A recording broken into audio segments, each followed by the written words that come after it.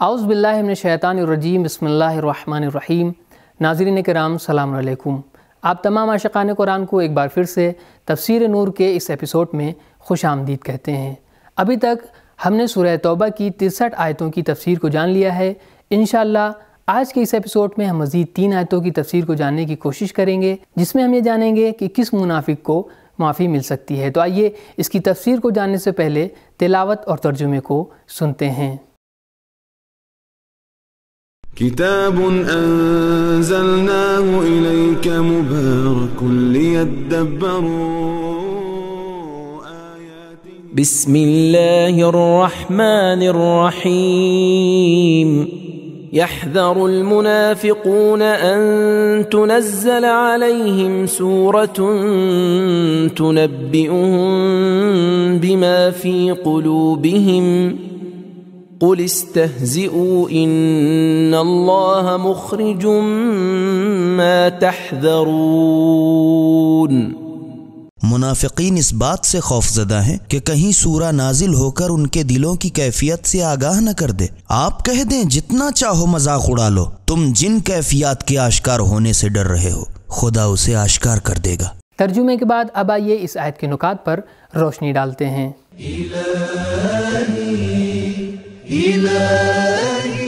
Number 1، آیت مجیدہ کے شان نزول کے متعلق مفسرین نے لکھا ہے کہ جنگ تبوک سے واپسی پر منافقین نے یہ منصوبہ بنایا کہ راستے میں ایک پہاڑ کی ڈھلان کے پاس وادی عقبہ میں رسول خدا صلی اللہ علیہ وآلہ وسلم کے اونٹ کو ڈرائیں گے، جس سے وہ اونٹ بھدک جائے گا اور حضرت صلی اللہ علیہ وآلہ وسلم اس سے گر کر شہید ہو جائیں گے۔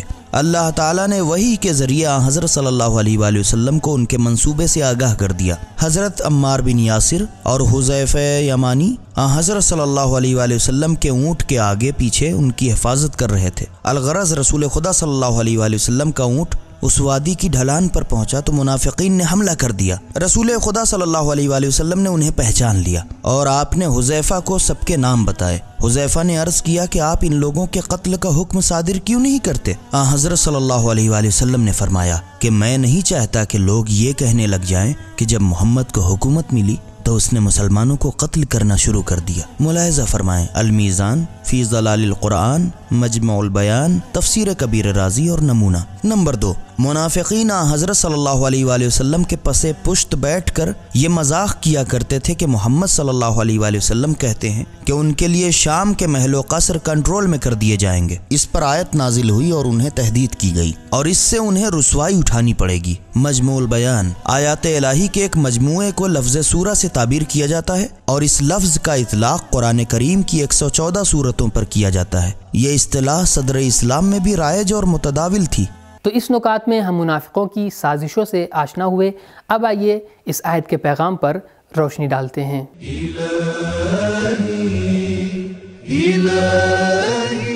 نمبر 1، منافق کو ہر وقت اپنی اندرونی کیفیت کے فاش ہونے کا خوف دامنگیر رہتا ہے۔ یحذر المنافقون۔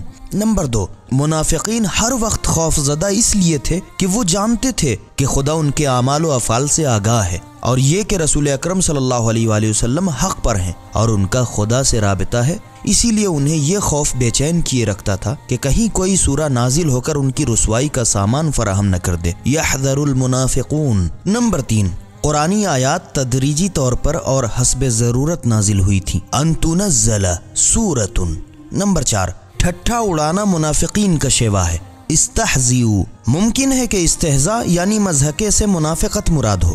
نمبر 5، اللہ تعالیٰ منافقین کی کارستانیوں کو ہمیشہ ظاہر کر دیتا ہے، اسی لیے ہمیں منافقین کی وجہ سے زیادہ پریشان نہیں ہونا چاہیے۔ ان اللہ مخرج۔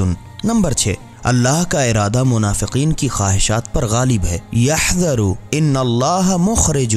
نمبر 7، منافقین کو ہمیشہ ڈرانا دھمکانا چاہیے۔ ان اللہ مخرج۔ تو یہ تھی آیت نمبر 64 کی تفسیر۔ اب آئیے آیت نمبر 65 کی تفسیر کو جاننے سے پہلے اس کی تلاوت اور ترجمے کو سنتے ہیں۔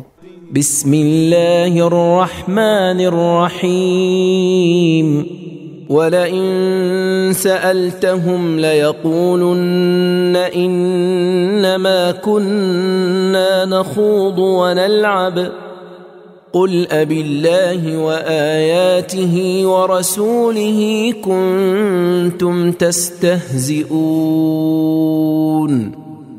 اور اگر آپ ان سے پوچھیں گے تم نے مذاق کیوں اڑایا تو وہ قطعی طور پر یہ کہیں گے کہ ہم محض مذاق اور کھیل تماشا کر رہے تھے، اس کے علاوہ ہمارا کوئی مقصد نہیں تھا۔ آپ کہہ دیں کہ کیا تم اللہ اور اس کی آیات اور اس کے رسول کا مذاق اڑاتے ہو؟ ترجمے کے بعد اب آئیے اس آیت کے نکات پر گفتگو کرتے ہیں۔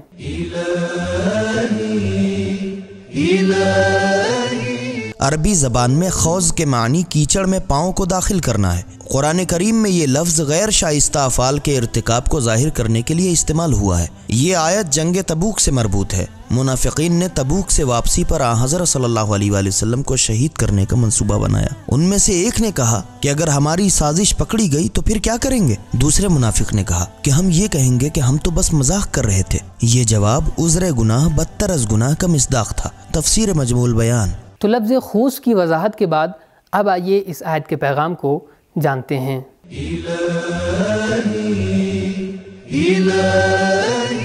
نمبر 1، اپنے غلط اعمال کی جھوٹی توجیہ پیش کرنا منافقین کا پرانا شیوا ہے۔ وَلَئِن سَأَلْتَهُمْ لَيَقُولُنَّ۔ نمبر 2، جب منافقین کا بھانڈا پھوٹ جائے تو وہ جھوٹ کا سہارا لیتے ہیں۔ لَيَقُولُنَّ إِنَّمَا كُنَّا نَخُوضُ وَنَلْعَبُ۔ نمبر 3، اللہ نے منافقین کی مستقبل کی توجیہ کی پہلے سے خبر دے کر انہیں رسوا کیا ہے۔ لَيَقُولُنَّ إِنَّمَا كُنَّا نَخُوضُ وَنَلْعَبُ۔ نمبر 4، منافق اپنے آپ کو بے گناہ ثابت کرنے کے لیے قسمیں کھاتے ہیں اور اپنی خطرناک سازشوں کو کھیل کود کا نام دیتے ہیں۔ نمبر 5، پیغمبر منافقین کو توبیخ و سرزنش کرنے پر مامور تھے۔ قل ابی اللہ۔ نمبر 6، مقدسات اسلامی کا مذاق اڑانا جائز نہیں ہے۔ قل ابی اللہ وآیاتہ ورسولہ کنتم تستہزئون۔ تو یہ تھی آج کے ایپیسوڈ کی 2 آیتوں کی تفسیر۔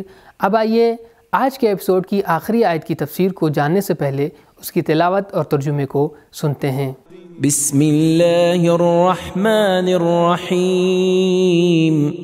لا تعتذروا قد كفرتم بعد إيمانكم إن نعف عن طائفة منكم نعذب طائفة بأنهم كانوا مجرمين۔ بلا وجہ بہانے مت تراشو، تم لوگ اپنے ایمان کے بعد کافر ہو چکے ہو۔ اگر ہم تمہارے گروہ کو توبہ کی غرض سے یا ان کی پہلی غلطی سمجھ کر اسے درگزر کریں تو ہم دوسرے گروہ کو ان کے سابقہ جرائم کی وجہ سے عذاب دیں گے۔ ترجمے کے بعد اب آئیے آیت کے نکات پر گفتگو کرتے ہیں۔ منافقین کے کس گروہ کو بارگاہ الہی سے معافی مل سکتی ہے، اس کے متعلق چند اقوال ہیں۔ نمبر 1، جو توبہ کریں گے۔ نمبر 2، ایسے منافق جو منافقین کے سرداروں کے دم چھلا بنے ہوئے تھے اور منافقت میں پوری طرح سے پختہ نہیں تھے۔ تفسیر کبیر فخر رازی۔ نمبر 3، ایسے منافق جن کو معاف کرنا نظام حکومت کی مصلحت میں ہو۔ تفسیر المیزان۔ نمبر 4، کچھ منافق روز اول سے ہی منافق تھے اور ان میں منافقت کی جڑیں گہری تھیں۔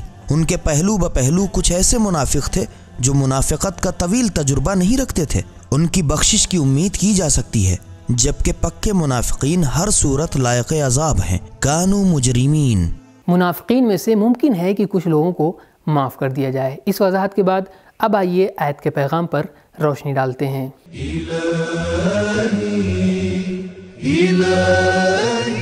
نمبر 1، دروغ گو اور مسخرہ باز افراد کا عذر ہمیشہ قابل قبول نہیں ہوتا۔ لا تعتذروا۔ نمبر 2، ارتداد کی وجہ سے تمام عذر ناقابل قبول بن جاتے ہیں۔ قد کفرتم بعد ایمانکم۔ نمبر 3، ہمیں موجودہ ایمان پر مغرور نہیں ہونا چاہیے کیونکہ برے انجام اور ارتداد کے خطرات موجود ہیں۔ قد کفرتم بعد ایمانکم۔ نمبر 4، اللہ، رسول اور آیات الہی کا استہزاء اور توہین کفر ہے۔ تستہزئون کفرتم۔ نمبر 5، منافق در حقیقت کافر ہوتا ہے۔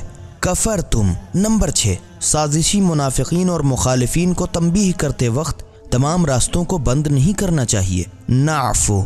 نمبر 7، کچھ منافق قابل معافی ہیں، اگر وہ توبہ کر لیں تو انہیں معافی مل سکتی ہے۔ ان نعفو عن طائفہ۔ نمبر 8، جن منافقین کو عذاب دیا جائے گا تو اس کے 2 اسباب ہوں گے۔ نمبر 1، وہ کافر ہیں۔ نمبر 2، وہ قدیمی مجرم ہیں۔ کانوا مجرمین۔ تو تو یہ تھا ہمارا آج کا پروگرام. ہمارے اس پروگرام کو ضرور فالو کریں اور اپنے دوستوں کو بھی اس کے بارے میں ضرور بتائیں. انشاءاللہ اگلے ایپیسوڈ میں پھر ملاقات ہوگی. تب تک کے لیے شکریہ. خدا حافظ. سبیل قرآن، ہدایت کا راستہ.